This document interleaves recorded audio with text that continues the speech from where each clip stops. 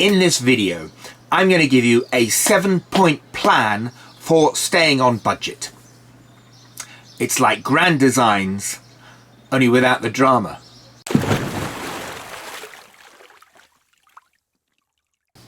Hello and welcome to the channel, and if you're new here, my name's John Wolfendale. I'm the founder and CEO of ecovidahomes, and we help people build beautiful, energy efficient villas throughout Spain. Point number one is to start with a budget. Now you may very well ask, how do I establish a budget when I don't know what I can get for my money? And it's a very good question. So the way we answer that is to have a sensible conversation with you on costs, looking at the main ingredients that go into the cost of building a villa, the size and the qualities. We might exchange images and look at those together. We might look at some recent projects that we have done and how much they cost to compare. And of course, as we go through the design phase, your budget may change as you get informed and you know what you can get for your money. But we need to start with the budget. The architect needs a number or range of numbers at least to aim at. Otherwise, you know, with the sweep of their pen, the architect can spend another 100,000. Point number two is to have something in your budget for unforeseen contingencies.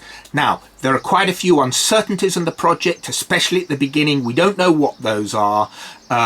You know, if you're in business, you understand at the beginning of any project, you need to allow something there to reflect the risk, to reflect the uncertainties. As we go through the design phase, we may be able to reduce this number, but at the beginning, you need to put in 5 or maybe 10% of your estimated contract sum to reflect unforeseen contingencies. The third point is, at the initial design stage, before you go doing the proyecto básico and the proyecto de ejecución, is to check in on the cost estimates. Now, they're still estimates, but we've got the size, we've got some real measurements, we've had a lot of conversations with you, so we've got a better idea what your priorities are. And we can either use a quantity surveyor or maybe use our friendly contractor to give us good cost estimates now of what the project as it is in the initial design stages might cost. And at this point, we can either redraw and redesign the project to bring it back into budget if necessary, or we proceed with your approval. My fourth point is to have a really detailed execution project. That's the bills of quantities and the specification. Now, it's quite common in Spain to have execution projects that comply. They've got the structural calculations in them, some working drawings, and they will be approved by the College of Architects. But we want to go much further than that. I'm talking here about windows, floors, doors, all the mechanical installations, your heating and cooling system, your renewable energy systems, and we want to know the make, the model, and how much we want of each individual item.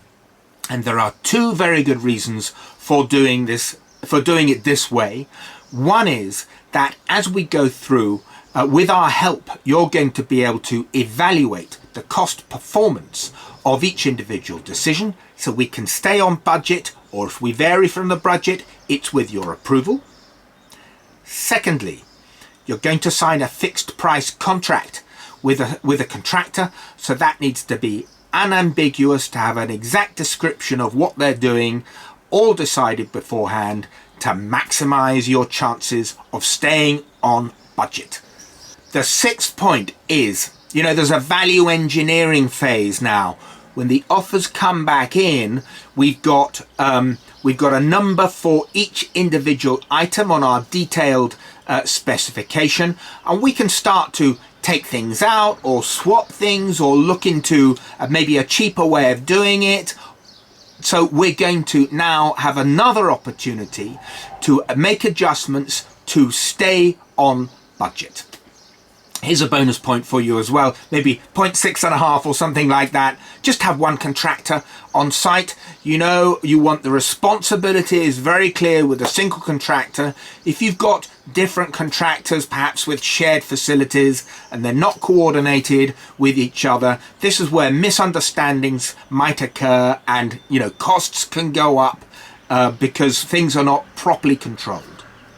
And the seventh point is the correct and careful supervision of the works, all of which we do for you. Now, you need to be aware that there's still some cost uncertainty, because until the excavators have had a look underground, they don't know exactly what is there. But independently of that, we supervise the works for you, sending you regular reports. We're going to have monthly checkpoints with you where we monitor the progress. We issue a certificate evaluation of the works that have been completed up to that point. So point number 7 is the correct and careful supervision of the works. That's it for this video. Thank you for watching. If you need some help designing and building your villa in Spain, contact me through the website. That's ecovidahomes.com.